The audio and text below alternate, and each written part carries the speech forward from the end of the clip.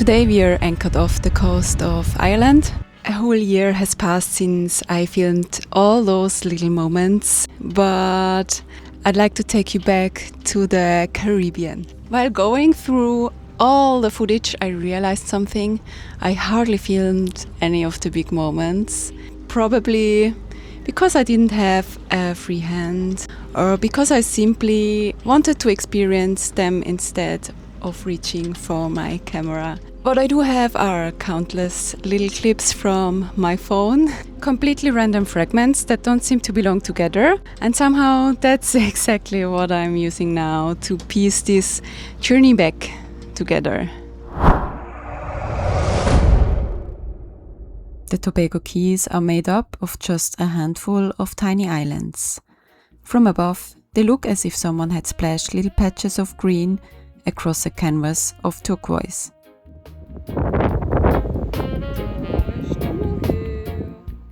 There are no villages, no roads, no hotels, just a few small islands, white sand and impossible clear water.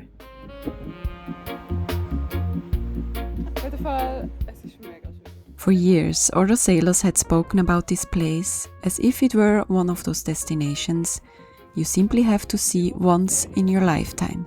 Maybe that's why my expectations weren't actually that high. Too often, I had found that places sounded more magical in other people's stories than they felt when I finally arrived. But this time was different.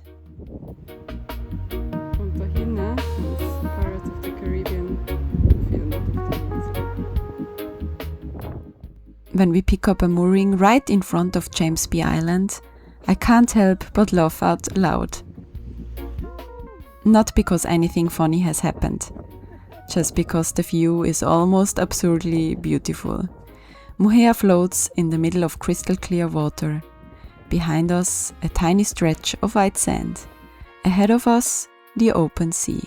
And everywhere, those colors. I've often wondered why the Caribbean looks the way it does. Why the water seems to glow as if someone had poured turquoise paint into the ocean.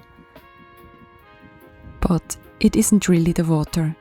It's the brilliant white sand beneath it, the shallow sea, the sunlight, and together they create colors that almost look unreal in photographs.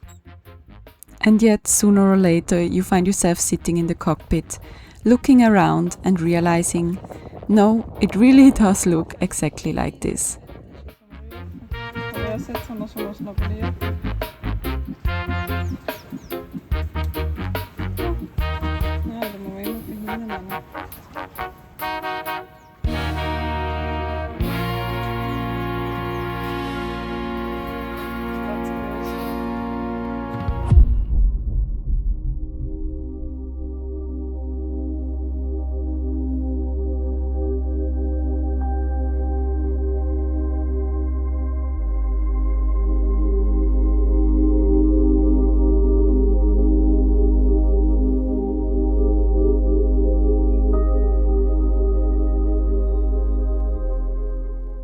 There's always that moment, the first time you slip into the water at a new anchorage. I love it. You never know what's waiting below the surface. Sometimes there's nothing at all. Sometimes a sea turtle suddenly appears beside you, or an eagle ray gliding past, and sometimes the light alone is enough.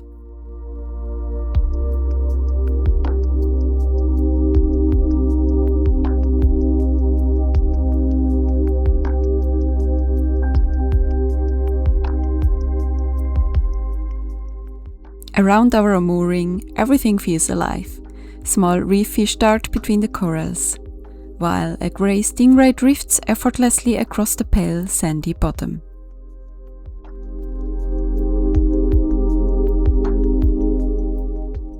Between the islands and the outer reef lies a wide, shallow lagoon. The water is calm and crystal clear. We swim slowly across it, following the endless stretch of white sand. Only out at the edge does the real reef begin, one of the most famous reefs in the Caribbean. I dive down. I wait. I think any second now. The colors, the corals, the schools of fish, but they never come.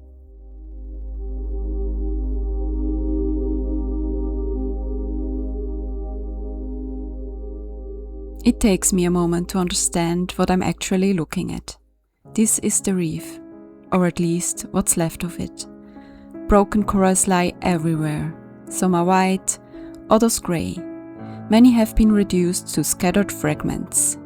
It doesn't look like the underwater world I had imagined. It looks like the aftermath of a storm. And yet, it's quiet, almost peaceful. Just in a deeply sad kind of way. Among the dead coral, we eventually spot a nurse shark. It lies motionless beside a large rock, completely undisturbed by our presence. Nurse sharks are among the calmest sharks in the ocean. During the day, they often spend hours resting on the seabed, barely moving at all. For a few minutes, we simply watch. Then we slowly make our way back to the boat. It was a strange feeling. I was exactly where I'd always dreamed of being, in the water, surrounded by one of the most beautiful places in the Caribbean. I was genuinely happy to be there. The water was beautiful, the place was beautiful, and yet the snorkel trip left me feeling sad, very sad. Not angry, but devastated, and yeah, just sad.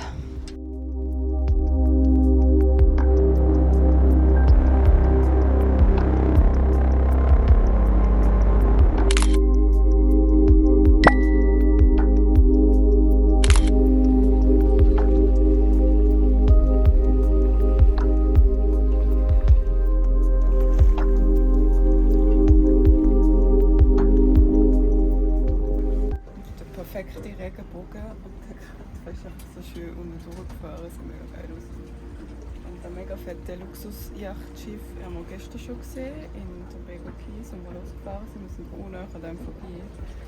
Crazy ausgesehen. Da hinten drauf haben sie einfach so eine mega fette Lounge und wie so eine Play-Lounge mit Liegestühlen und alles. Und dann haben sie ihre Jetskis draussen und ihre Wingfoils und was auch immer alles haben. Jetzt sieht es schon aus, wenn sie alles wieder offen haben und am Ausräumen sind.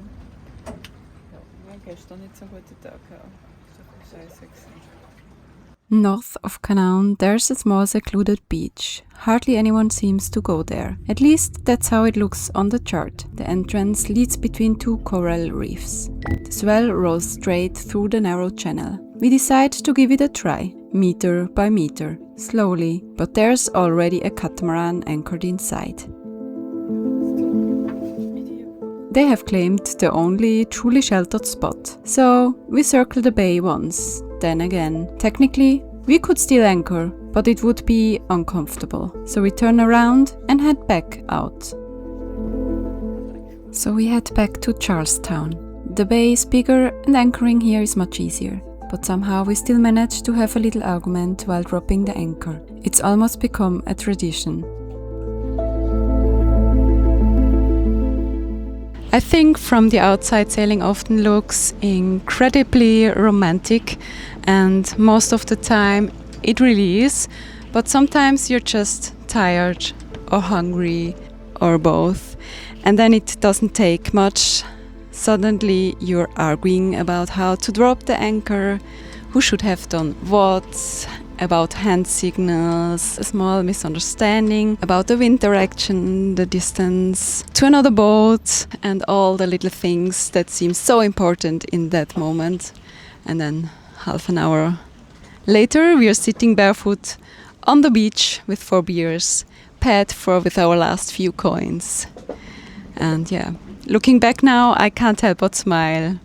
Even after 3 years of living on a boat, we still manage to agree while anchoring, and somehow it's always forgotten just as quickly. And maybe that's one of the most beautiful things about life at sea. It doesn't ask you to be perfect. It's enough that in the end you sit back together, I think.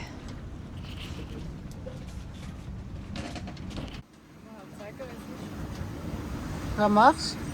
Segeln? Rasen. Wir wollen übrigens 20 Minuten Wind, sonst bin ich leer.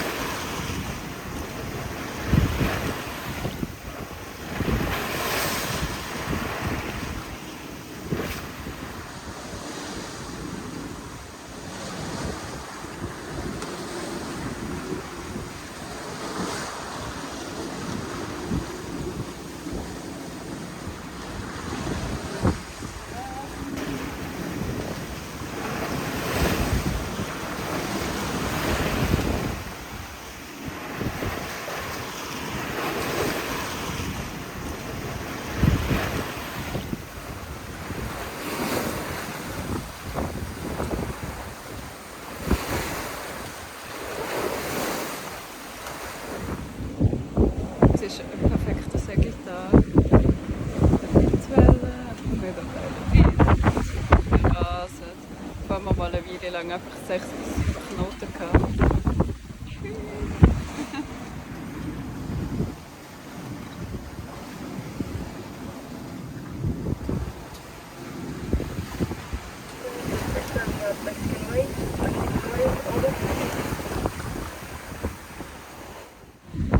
Mega cool. Ja, Bernig. Ich glaube, wir sind relativ gute Zeiten dort. Tell me what has become of my rights. Am I invisible cause you ignore me? You promise me freedom.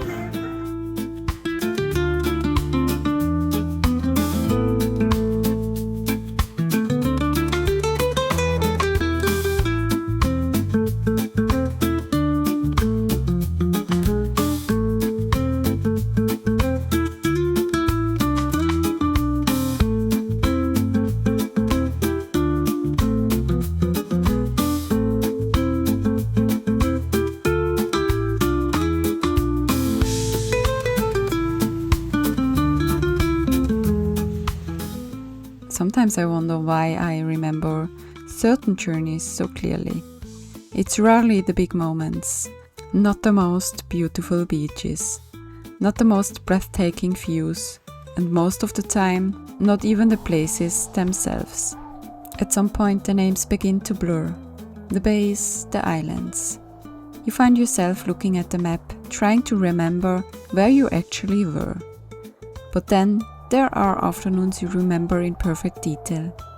I remember the feeling of the sand beneath my feet, how quiet the nights at anchor were. I remember how happy fresh bedsheets made me, a scoop of ice cream, a cold beer. Things I probably wouldn't even think about back home. I think that's what life on a boat has done to me. It's changed my perspective. There was a time when every day had to be something special, and now sometimes it's enough to spend an afternoon collecting pieces of sea glass at the beach.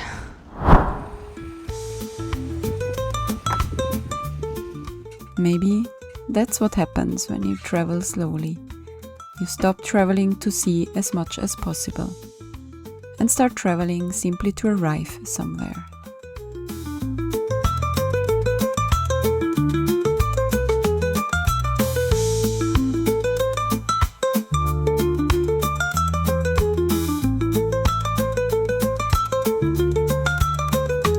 Would you take a photograph of me with this view behind me? Ja. Tada-da.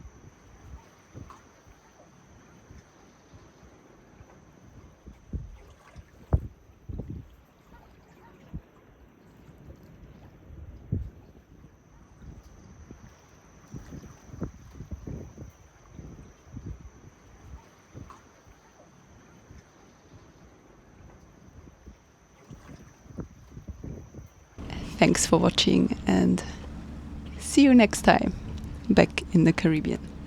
Bye bye.